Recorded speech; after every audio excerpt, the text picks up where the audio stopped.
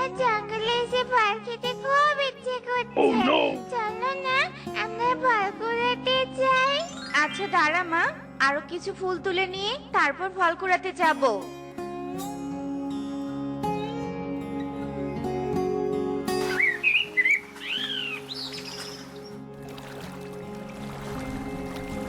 দেখো মা, কত সুন্দর পাকা পেয়ারা এখানে পড়ে আছে।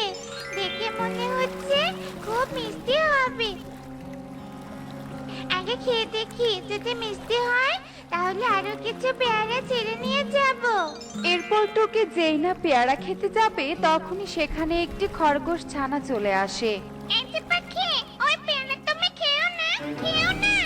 কিন্তু কেন খরগোশ, এই ফল খেলে কি হবে? এই ফল কি বিষাক্ত নাকি?